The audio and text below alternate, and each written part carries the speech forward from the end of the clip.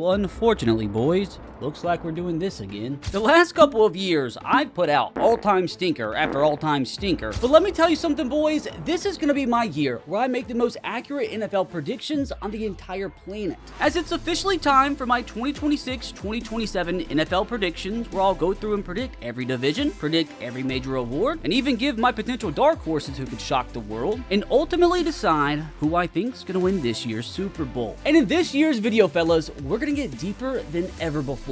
The predictions, that is. And you guys already know, I don't just make predictions without any repercussions. Like, I put my money where my mouth is. I've given away literally thousands of dollars to charity over the years because my predictions have been so bad. But this year's gonna be different, I'm telling you. So if this is you, or I guess me in this instance, listening in January to these picks when I make my reaction video, I really hope we didn't have ourselves another generational stinker where the wife isn't gonna be too happy when I tell her that we gotta sell the house. Starting off today's generational journey in the AFC East, where in last place, no shocker, I had the Miami Dolphins. I know this is like the first pick of the entire video, but at the same time, I think it's my most confident pick. Poor Malik Willis, I love the guy to death. I think he's a very talented quarterback, extremely athletic, but he just kind of set up to fail here. New head coach Jeff Hafley, I don't know how good he's going to be long term. All I know is in his 4 years as head coach of Boston College, he never won more than 7 games once. I say that to say there's just no way his head coaching ability can save this team from being a bottom dweller this year. I mean, like, come on now, dude. Malik Willis has got Malik Washington, Jalen Tolbert, Tutu Atwell, Greg Dulcich, and some rookies to throw to. I don't even think prime Tom Brady could overcome this adversity. And because of the talent around him, I honestly wouldn't be shocked if Devon Achane had the worst year of his career by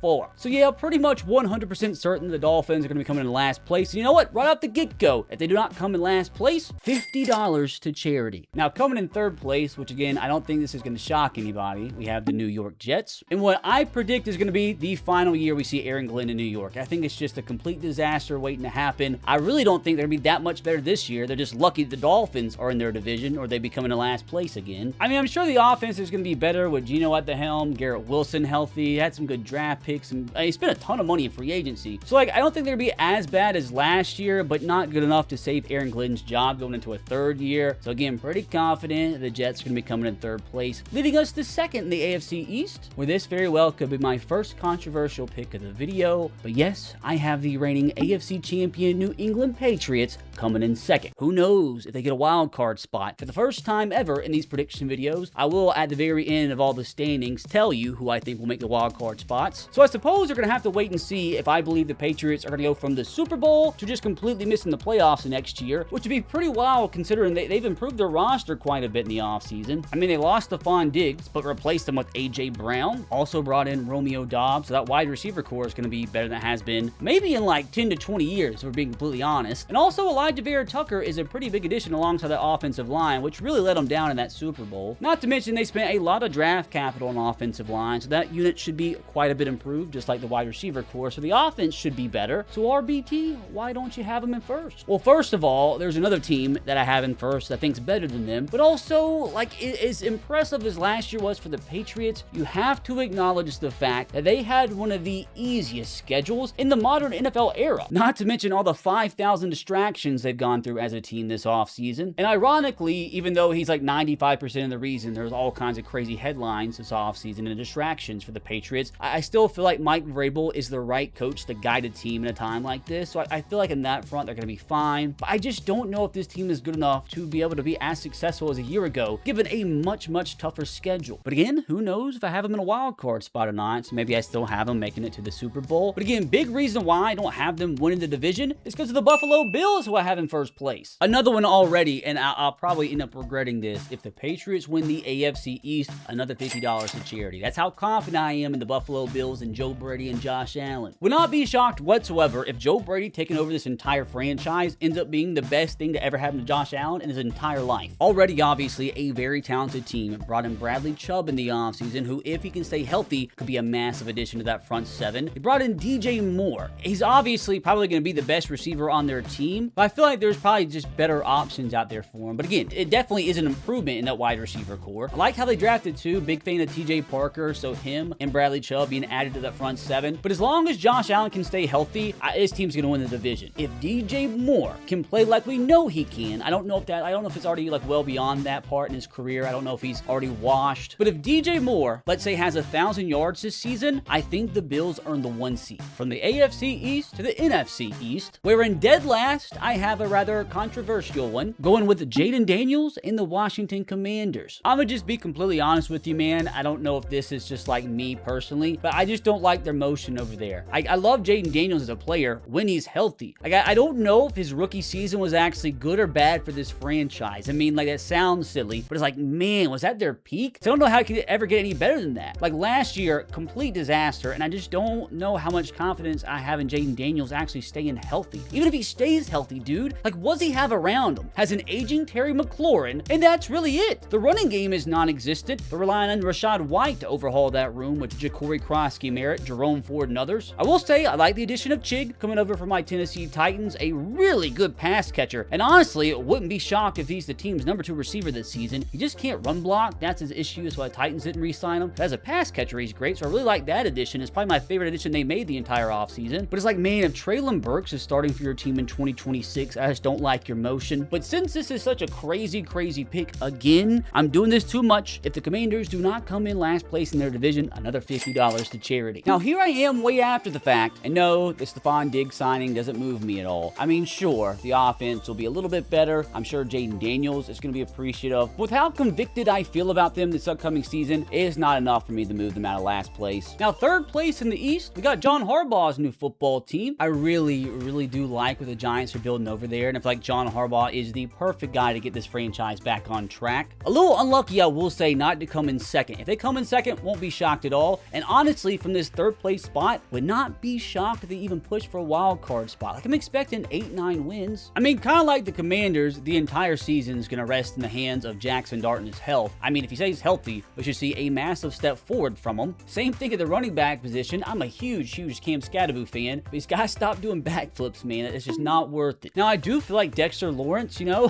he's going to be a pretty big loss in that interior, but outside of that, their pass rush is still going to be insane. I mean, Brian Burns, Abdul Carter, Arvell Reese, not to mention they invested pretty heavily alongside the offensive line this offseason, used the 10th pick on Francis Malagoa. They signed Isaiah Likely, so they're going to have him and Theo Johnson both at the tight end position. They are going to be a little weak at cornerback this year, which does worry me, but again, I think a third place solid finish is what we can expect from the Giants. Definitely going to be improved from a year ago when it comes to the win total. Now, in second place, as we all probably expect, we have the Dallas Cowboys. I do think this could be the year where we see the Cowboys make it back to the playoffs. I think it's time that we see Dak have a massive season. If we see CeeDee Lamb and George Pickens both stay healthy the entire year, I feel like Dak Prescott could be in that MVP conversation. Really like what they did in the draft. Caleb Downs, I feel like, is going to be a playmaker. Also like Malachi Lawrence, although I feel like he's a little raw, so not really sure how much of an impact he's going to make year one. And they also brought in Rashawn Gary, and they already had Quentin Williams alongside that front seven. So I really think there's a very good chance you can see your Cowboys back with a double-digit win total this season, which obviously, once again, leaves the Philadelphia Eagles to be your division winners. I mean, who needs A.J. Brown, you know? It's not like they threw the ball anyway. But seriously, you do start to wonder, like, how much A.J. Brown's kind of nonsense off the field was starting to affect the team. I mean, we still don't really know, like, what was going on. So, like, it honestly might be a net positive thing that A.J. Brown has been shipped on to New England. Not to say he's a bad player. I love A.J. Brown. A great wide receiver, but just something wasn't meshing well. Honestly, I wonder with the draft pick of Mekhi Lemon, you see this offensive passing attack actually perform a little bit better this season. I mean, they brought in Jonathan Grenard, brought in Tariq Woolen to help out that secondary, which you just know the Eagles are going to get Tariq Woolen playing like a Pro Bowler again. I know Jalen Hurts has kind of became a meme for some reason over the last few years, and Nick Sirianni is on the hot seat according to Eagles fans. I don't necessarily know if they're a true Super Bowl contender or anything. They still have enough. They're going to come together and at least win the division again, which takes our talent back to the AFC and the AFC West, where in last place again, no shocker, we got the Las Vegas Raiders. I honestly don't think they're going to be nearly as bad as what they were a year ago. It just sucks for them that they're in arguably the toughest division in football. And I feel so confident to the point where I'm going to say, if all three of those teams I just listed have a healthy quarterback for all 17 games,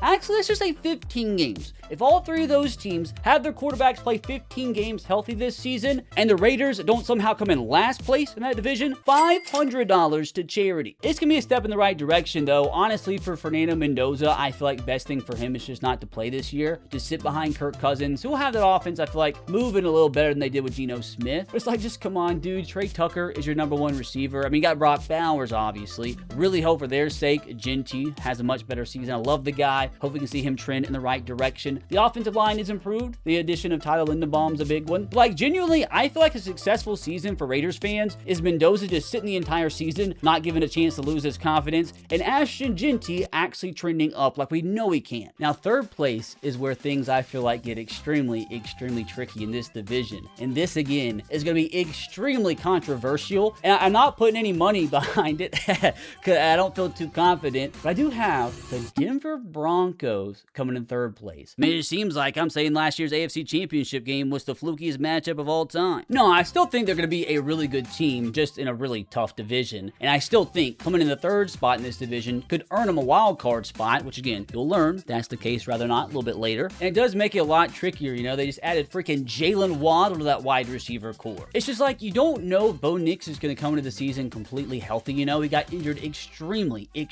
late last year. And even if he does come back, like, what are the chances he actually plays at the same level as he did a year ago? If Bo Nix can play at that same level this season, I'm going to have no more reservations about him anymore. No chance. And at the same time, I'm just like not a fan of the running game. It's just weird. Again, weird motion going on there in that backfield. I mean, Jalen Waddle, Cortland Sutton's going to make an incredible 1-2 duo. It's by far going to be the best wide receiver room this Broncos team has seen in years. I do think the loss of John Franklin Myers is going to be a little bit more important than what some of their fans think. Guy was a monster on that interior. Defense is still going to be great, don't get me wrong, but I just don't know if it's going to be as good as it was a year ago. So yeah, third place might look bad on the surface, but again, don't be shocked if that's a 10-win third place. That still gives them a wild card spot. Now, second place in the AFC West, we do have the LA Chargers. There's just so much that the Chargers did this offseason that I'm in love with, especially hiring Mike McDaniel to be their offensive coordinator. Oh my God, dude. I feel like that's just going to completely change things. Going from like old school Harbaugh football to a Mike Daniel-led offense, dude. Justin Herbert, I mean, he's a guy. I said Dak Prescott earlier. Justin Herbert's a guy I wouldn't be shocked finish like top 3, top 5 in MVP voting. But again, just like last year, a lot of this relies on their offensive line actually staying healthy and not the entire freaking unit getting hurt for the entire year. But our Marion Hampton should be healthy and hopefully will take a step forward this year. Wide receiver room, I suppose, is kind of a question mark. Ladd McConkey, definitely disappointing from what people expected last year. And you are going to have to see a couple of the young guys, especially at receiver, step up this season if they're going to be this successful is what I expect. Good tight end tandem now too, you know, David Njoku and Aronde Gadsden. See if he can take a big step forward this season. I like the draft pick of Jake Slaughter too. He's a guy I really wanted the Titans to get. Obviously, we didn't. But I'm just a massive fan of what the Chargers are going to look like week 1 of this season compared to how they looked last year at the end of the year. So yeah, give me second place for Los Angeles, which obviously puts the Chiefs in first place yet again. I'm sure everybody's just so excited to see this, but I do feel pretty strongly about this. Is again, I think this is another moment in time. Put $50 on the line. Now, with the MLB playoffs right around the corner, not to mention the NFL season, college football season not too far behind, I thought it would be the perfect time to tell you guys about my special hookup with today's sponsor, SeatGeek. Now, you guys already know how much I love myself some SeatGeek.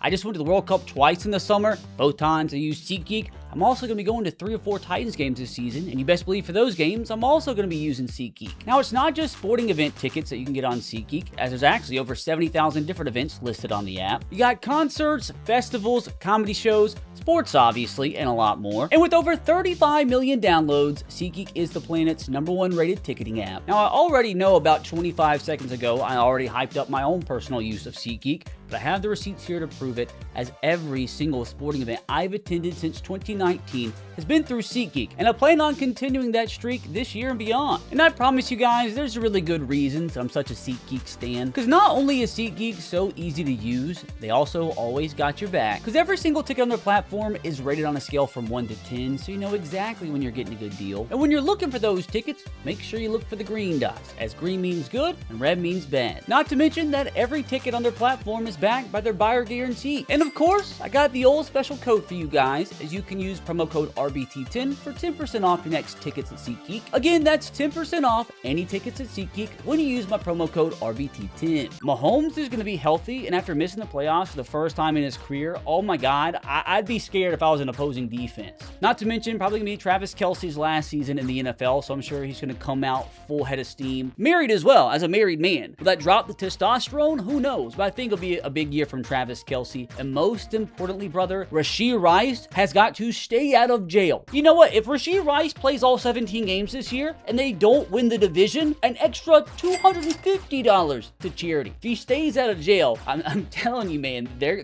gonna win. I mean, they did have a rather big loss, you know, in the offseason, trading away Trent McDuffie, half-decent cornerback, but replaced him immediately, top 10 draft pick Mansour Delane. Oh yeah, I forgot. They signed Kenneth Walker, the Super Bowl MVP. That's been a big problem for the Chiefs offense as of late, man. They've had no running game at all, at least no consistent running game. Adding in Kenneth Walker, man, if he can stay healthy, especially again, if Rashee Rice can stay out of the orange jumpsuit. Not to mention, Patrick Mahomes got his old coordinator back. Matt Nagy wasn't re-signed, which probably is the biggest thing that happened to them the entire offseason. Shouldn't be shocked if the Chiefs can reclaim the throne as the NFL's best offense this season, which will win them the AFC West, which again, I do believe is the toughest division in all football, the NFC West, where I have the Arizona Cardinals coming in last place, where I honestly don't think they win any games in their division this season. I just saw a Nathaniel Hackett interview today, and that just made me even more confident in saying they're going to come in last place. Like, who in the big 2026 employs Nathaniel Hackett? Like, what are we doing? It's just way too early for this team to just not come in last place.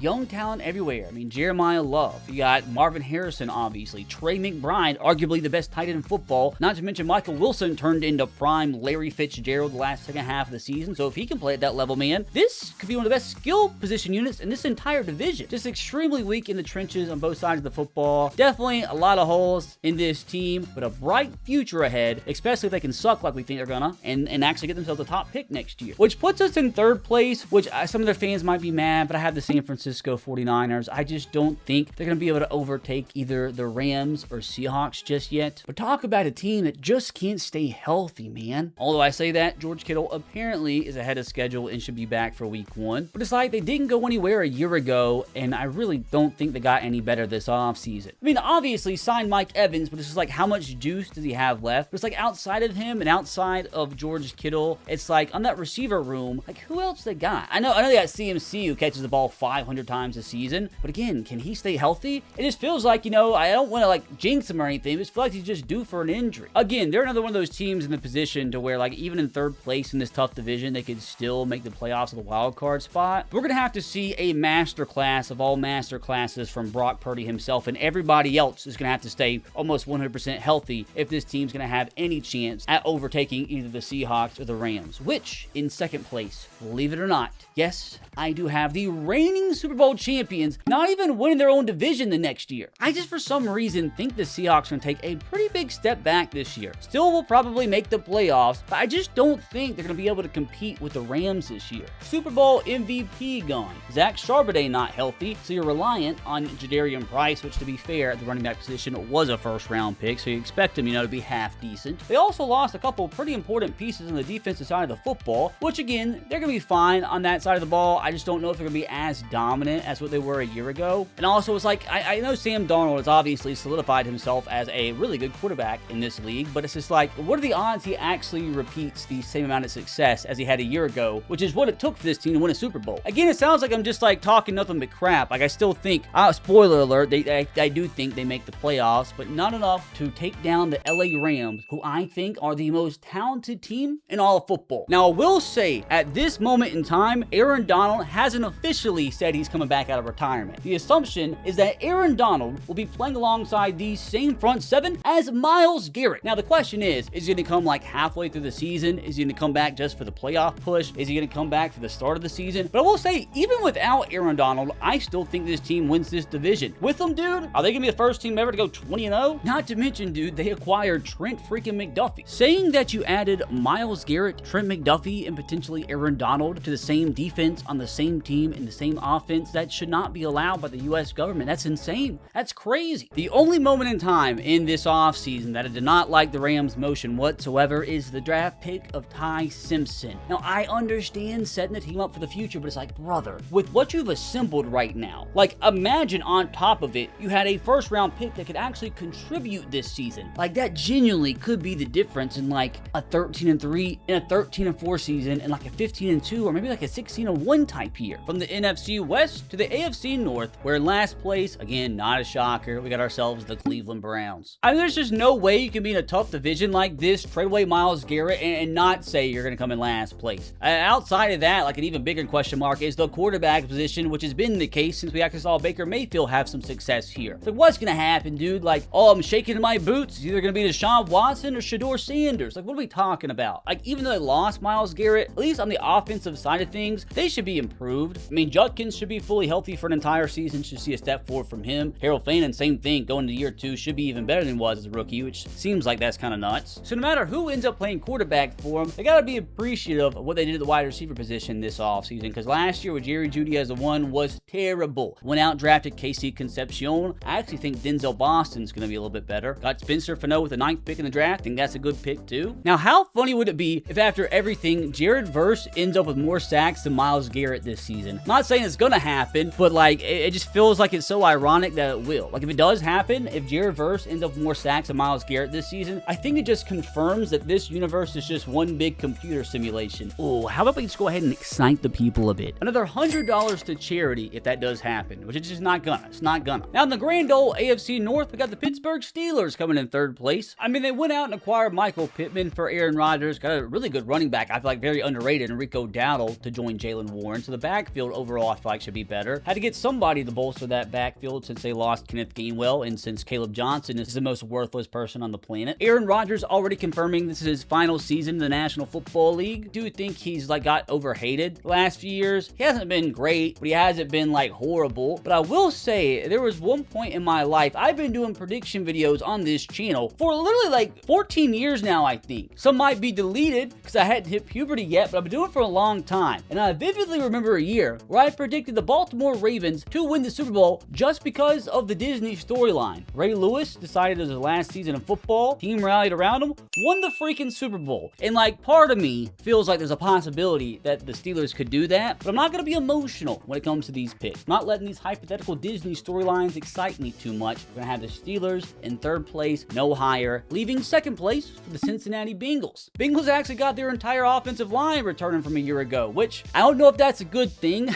I guess it could be worse. Definitely a big loss, losing Trey Hendrickson to their division rival Baltimore Ravens, which I guess at the same time, they somewhat replaced them with their 10th round pick drafting Dexter Lawrence from the Giants. But with the Bengals, man, it's never been a question about talent. It's been a question about offensive line and the health of Joe Burrow. When Joe Burrow is healthy, this team is effective. I mean, the wide receiver core, my God. Jamar Chase, T. Higgins, the best 1-2 punch in football, bar none. Chase Brown turned out to be half decent as well. And also, remember the name Eric All. She's one of my big sleepers this season, Eric All. I think he'll be a good tight end option for Joe Burrow. If Joe Burrow plays all 17 games this year and they don't make the playoffs with at least a wild card spot, another $75 to charity. Again, gotta stay healthy. After this year, I might actually have to stop this series for the financial future of my family, which obviously at this point leaves the Ravens winning the division. Honestly, a complete disaster in Baltimore last year, which is a big reason why John Harbaugh is now the coach of the New York Giants. Now, even with all that went wrong in Baltimore last year, again, it really all came down to the health of Lamar Jackson. He just missed way too many games last year, and if this team is going to win the division, man, he's going to have to stay healthy, which does worry me a little bit given Lamar Jackson's injury track record. I mean, it's definitely not the first time he's ever been injured in his career. Not to mention, they lost Tyler Lindenbaum on that offensive line to the Raiders. And it's like, man, you want to think he's a superhero, but like, Derrick Henry's got to slow down eventually, right? I hope not. The day Derrick Henry becomes a wash, Derrick Henry is going to be a day RBT has a broken heart. But it's not going to happen. I'm not going to speak that into existence. Oh, I'm going to hate myself for doing this. I got to stop. But again, if Lamar Jackson plays all 17 football games and the Ravens don't win the division, another $50 to charity. From the AFC to NFC North, we're in last place. I have the Minnesota Vikings. I actually don't think the Vikings are going to be that bad of a football team. They're just unlucky. They're in a really, really tough division. I actually have a really good feeling about Kyler Murray. Pretty confident in saying he's going to be the week 1 quarterback. And I really think him and Kevin O'Connell's a match made in heaven. Like, this is a hungry Kyler Murray fighting for a long-term contract. And he knows he's got Justin Jefferson at his disposal. So this is going to be the most motivated we've seen from Kyler Murray in a long time, with the best coach he's ever had by far. So again, I know Vikings fans, last place sucks. And I know you want me dead, probably, as a human. But I promise it's not going to be that bad. It's a lot worse than what it sounds. Now, another fan base that's inevitably going to want me to die, the Green Bay Packers coming in 3rd place. Now, before the cortisol spikes too much, 3rd place in the North could also mean a wild card spot, so you'll have to wait and see. They lose Romeo Doubs, so can Christian Watson actually stay healthy an entire season for once? Micah Parsons, he probably won't be back until maybe middle October. Jordan Love, really up and down a year ago, so we're going to have to see him play a lot better this year for this team to make the playoffs. I mean, I still think they're going to be a good football team, but again, it's more so of just like who else is in this division versus them just not being good enough, because in second place, we have the Detroit Lions. I know they've trended down the last season or so, but I think here in the big 2026, this team is going to get back on track and maybe make the playoffs again this season. Now, they're not winning the division, so that will be disappointing here. 10-11 wins isn't completely out of the question. I know what is a question is how Jahmyr Gibbs is actually going to handle the full running back load this year. Sometimes it is tough, and people can't handle the whole load, you know? The whole load sometimes is just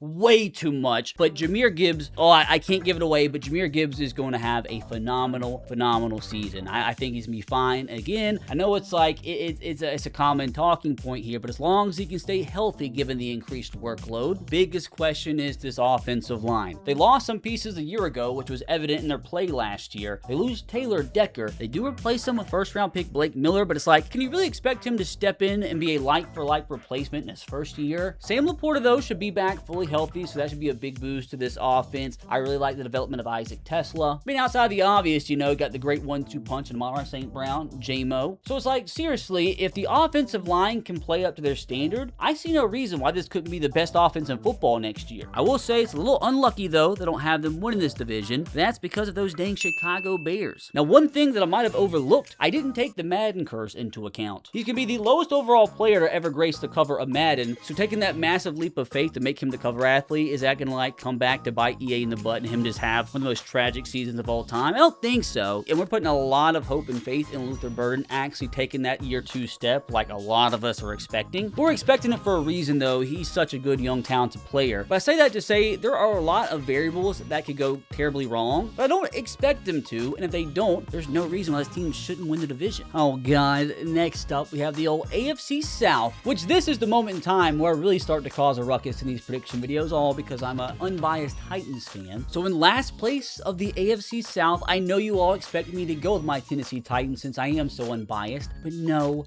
shocker, we're going with the Indianapolis Colts. Genuinely, wholeheartedly believe this, and I'm not just saying this because I'm a hater. I don't think there's a team out there that regressed more than the Colts this offseason. They lost Michael Pittman, so their number 2 receiver now is going to be Josh Downs. They lost Braden Smith at tackle. They lost Zaire Franklin, their tackling machine. Not to mention your extremely random hero of a quarterback in Daniel Jones is coming off an Achilles tear, which really tends to negatively affect a quarterback's performance when they're trying to get back healthy the following season. So it's like, can you really expect Daniel Jones to be as good as he was during his Linsanity run, coming off an Achilles tear? I don't think so, especially with the worst wide receiver core around him and a worse offensive line. They gave Alec Pierce $1 trillion. Like, what are we doing? I'm extremely confident in this pick. Colts coming in last place, and if they don't, that's another $50 for charity. Oh god, here we go. In third place, no, I don't have my Tennessee Titans. I have the Houston Texans solely because I do not believe in CJ Stroud, and apparently the Texans coaches don't really either. The big rumor on the street is the Texans brass is not even close to being ready to talk long-term contract extension with CJ Stroud, which the clock's kind of ticking on that. Can you really expect him to play at a level that can help him make the playoffs again, even with arguably the NFL's best defense, which is crazy? To be fair, it's not all on CJ Stroud. That offensive line has been atrocious, and I don't like what they did in the offseason. Don't feel like the offensive line got any better. If anything, it got worse, which is not good. So not because of the defense at all. Again, I think it's a top 5 unit in football, if not the best. Questionable running back play as well. David Montgomery, Woody Marks. I, in unpopular fashion, do have the Texans coming in third, which is where I do finally have my Tennessee Titans coming in second, which is where we're going to get into my biggest forfeit of the entire video. If my Tennessee Titans come in last place this season, just off of that alone, that will be $250 to charity. That is how confident that I am in my Titans not coming in last place this year. We're just so due, it's insane, man. I love the juice Robert Saleh's bringing. I love the juice Cam Ward's going to bring this year. I do kind of feel like I've said this every year, but I do think this is going to be the best overall wide receiver core we've had past 10, 15, 20 years. Cornell Tate's going to be a dog. Calvin Ridley's going to come back with a vengeance. Wan'Dale Robinson just had 1,000 yards a year ago. He's going to be our slot merchant. Also, watch out for Gunnar Helm. That guy's a dog at the tight end position. Jeff Simmons is a top 15 player in football. NFL top 100 had him in the 80s. Like, what are we smoking? Crack? Can we get an IQ check, please? Like, what are we doing? Jeff Simmons alongside John Franklin Myers coming over from Denver. That duo is going to terrorize opposing quarterbacks the entire season, lead this defense to a top 10 finish. And again, no bias at all. Do think think this is the year we see that Cam Ward break out, especially with what he has around him. Doesn't have to worry about Brian Callahan anymore. Doesn't have to worry about throwing to 4th-round receivers the entire season, and Brian Daboll to coach him. The stars have aligned for my Tennessee Titans to come in second in their division. In second place might be good enough to nag one of those wildcard spots, which unfortunately leaves the Jacksonville Jags as the AFC South champions. I mean, let's just be honest about it, man. Like, with how CJ Stroud's been playing the last year or so, Trevor Lawrence is probably the best quarterback in the division right now. Probably got the best overall wide receiver room. Definitely don't feel like, though, they have as good of an overall unit as what the Texans do defensively, but I feel like the quarterback play, wide receiver play is going to make up for that. I really do think 1, 2, and 3 in this division will probably be separated by like 2 games or so, but I do think the Jags do have the slight edge over my Tennessee Titans and the Texans. Like, I thought, who do I think the Titans have a better chance to beat this season? And clearly in my brain, I thought Texans. Hence why I put the Texans behind us and the Jags as the division winners. Where this one was actually a lot more complicated than what I anticipated, but in last place, I do have the Atlanta Falcons solely because of the questionable quarterback play going into the season. Is it going to be Tua? Is it going to be Michael Penix? That's never a great question when it comes to asking who your quarterback's going to be for the upcoming season when those are only 2 options, but that's the reality for them. I mean, when it comes to the running back, wide receiver, and tight end tandem, probably got the best in the division. That's just how big of a difference the quarterback play is going to be. Maybe we get like primetime Mike McDaniel Tua play, but I don't think that's going to happen. Maybe so. You've seen quarterbacks do crazy things on 1-year contracts trying to earn them some more money, so maybe Tua goes out, wins MVP. Who knows? I'm just not vibing with that offensive line, not really vibing with that front 7. I mean, I definitely have more trust in Kevin Stefanski as a head coach than Raheem Morris, but at the same time, weird division, and I don't think it'll be by more than a game or so, but yes, I do have the Falcons in last place, which puts the Panthers in 3rd. Keep in mind, brother, they were a playoff team last year, but at the same time, I really don't feel like they got any better this offseason. I mean, the vibes right now are extremely low around there. I mean, the training camp just started, and Nick Scorton's already out for the year. It's not like I think they're going to be a bad team or get any worse than a year ago. I just don't feel like they're going to get any better, which isn't going to be enough, I feel like, to make the playoffs for a second straight year, because last year was kind of Mickey Mouse. Now, if Bryce Young can take a big step forward, like we've seen from him, man, like sometimes he looks like a Pro Bowler, sometimes he looks like a D2 quarterback. If we can get Pro Bowler Bryce Young,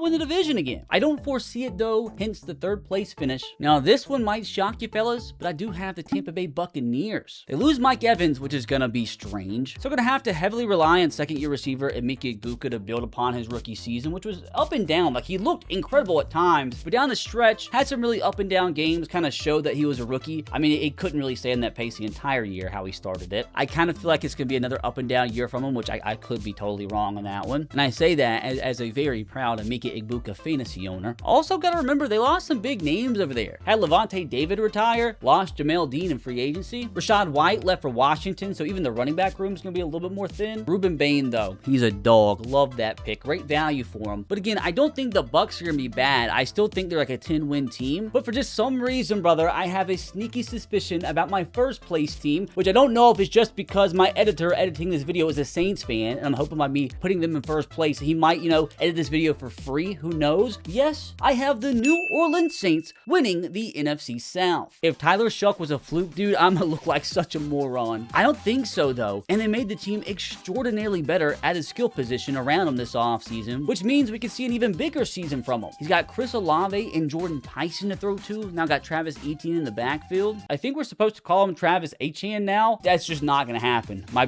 brain can't rewire. It's impossible. I don't even know about that defense, man. I don't think it's gonna be that good. I just feel like in this division, they're gonna sling that rock. Don't feel way too confident about this one, though, so no wagers. I don't know if that makes me a, pussy. At least I feel strongly enough in it to put my credibility on the line. But that, my friends, is every single NFL division predicted from first to last. But don't forget, we still have all my award winner picks, not to mention who I think is going to win the Super Bowl. Now, I didn't forget, it is the first time I'm doing this, but I am going to give you who I think is going to get the wild card spots. In the AFC, in no order, I do have the Denver Broncos, LA Chargers, and Cincinnati Bengals grabbing the 3 wild card spots, which, yes, does mean I think the New England Patriots are going to completely miss out on the playoffs. And in the NFC, I have the Dallas Cowboys, Detroit Lions, and Green Bay Packers getting 3 NFC wildcard spots. There's definitely not a 0% chance, like for me making this video, that I'm not subjecting myself to becoming a homicide victim. But hey, maybe my potential dark horse picks will make up for it. Now, what's the special criteria to make for an RBT dark horse pick? Really, it's just any team that I projected to finish in either 3rd or 4th place, or just completely miss the playoffs, who I believe might perform better than what I expected. First, we have the Commanders, just because I have a bad feeling that I'm going to be completely wrong on them. I mean, if Jaden Daniels can play like his rookie season, stay healthy, and some of their weapons can develop, I mean, the sky's the limit for Jaden Daniels. I just have my reservations, but wouldn't be shocked. Now, my next dark horse out of the NFC, I have the Minnesota Vikings. I already told you guys, I think Kyler Murray's going to have a huge year. I don't think they're going to be bad, but if like that big year I expect from Kyler Murray is even bigger, that's what it's going to take for the Vikings to really go on a run this year, which honestly, I don't think is completely out of the question. I'm like talking the difference in between like Kyler Murray actually having like a top 15 season versus him potentially maybe putting up top 5 numbers. Now, my first AFC dark horse, we have the Pittsburgh Steelers, which I kind of already told you my reasoning earlier. Wouldn't be too shocked if a Ray Lewis scenario happened all again here in Pittsburgh, with this being Aaron Rodgers last season. Only difference, Aaron Rodgers never been accused of murder before. But could definitely see the Steelers be one of those teams where all the stars just align because the storybook could be too good. And last dark horse is the Texans. That defense is so goddamn good that it does have a chance to be able to mask very mediocre quarterback and offensive line play. Like if that defense can truly play up to its potential and be the top unit in the league like we all know it can be, and they just get like above average quarterback and offensive line play, I do think this is a team that can be led by that defense all the way potentially to a conference championship game or maybe even further, but all the stars would have to align. Now it's about time we made it to one of my favorite parts of the video, the RBT Silverware predictions, starting with my first award, which is the new one in these prediction videos. I'm going to give you my best guess at the comeback player of the year this season. I do think it's going to be Kyler Murray. I know I've been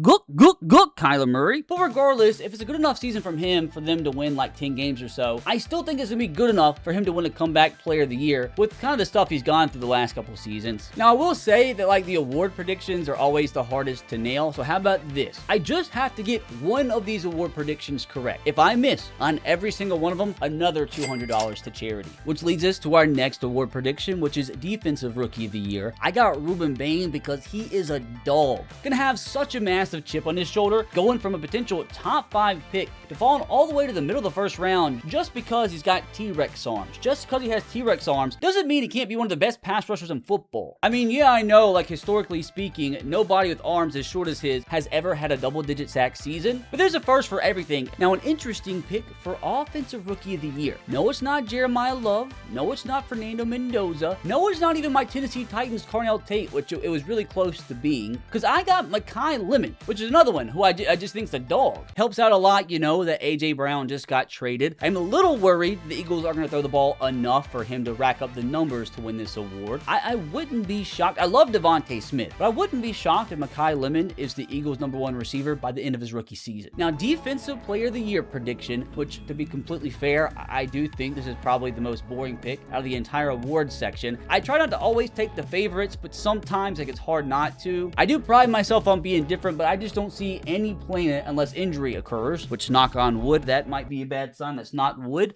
that is steel. I do have Myles Garrett. Like, how is Myles Garrett being interjected on this already talented LA Rams defense? Not to mention Aaron Donald might be playing alongside him, taking up double teams. And I know Myles Garrett just broke the record a season ago, but don't be shocked if he breaks his own record this season. Next up, we got the Offensive Player of the Year, which I'm not gonna lie, a little upset at myself on this one. I wrote all these predictions down before I looked anything up, and this is my second straight favorite pick, Jahmyr Gibbs. I just don't see any planet where he does not win Offensive Player of the Year. He's already put up Madden franchise simulation type numbers the first couple seasons of his career, and for the first time, he's not gonna have David Montgomery stealing carries from him. If Isaiah Pacheco gets as many carries as what David Montgomery did, Dan Campbell needs to be drug tested. I love the guy, but you gotta test him for meth. Don't be shocked, not saying it's likely, but don't be shocked if he goes for 2,000 yards this season.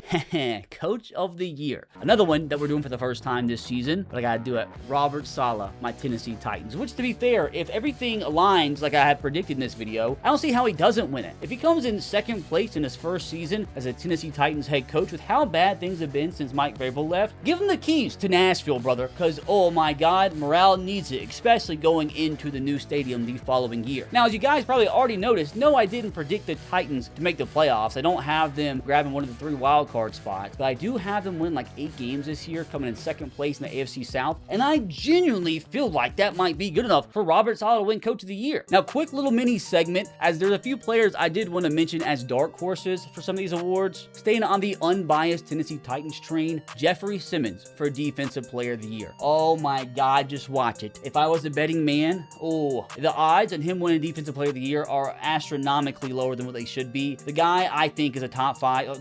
He's a top 5 player in football. He is so good. Now you got John Franklin Myers beside him. He has Robert Saleh as head coach. From the defensive tackle position, we genuinely could see Jeff Simmons hit 15 sacks this season. Just watch, dude. Not saying he's gonna win it. Maybe I should have stronger balls than this and actually have picked him this year, but Myles Garrett going to the Rams, that kind of ruined that. But just watch out. He's a dark horse. Another dark horse, this is a strange one for the comeback player of the year. I got Tank Dell. Guys gotta remember, when he was healthy, like, he was a good player. And like, with how bad that injury was, if he can come back, just put up 700 yards, that might be enough for him to win the award. Now, for the ultimate award, before I give you my conference winners and ultimately the Super Bowl winner, the MVP award, I have going to Joe Burrow. As you guys heard, I expect the Bengals to be back in the playoffs this season, and with how bad his luck has been lately, I expect a fully healthy Joe Burrow this season. And you guys know, when he's playing up to his potential, slinging that old pigskin to T. Higgins and Jamar Chase, you can see ungodly numbers come from this offense, especially through the air, which I feel like will be good enough this season for Joe Burrow to win the MVP.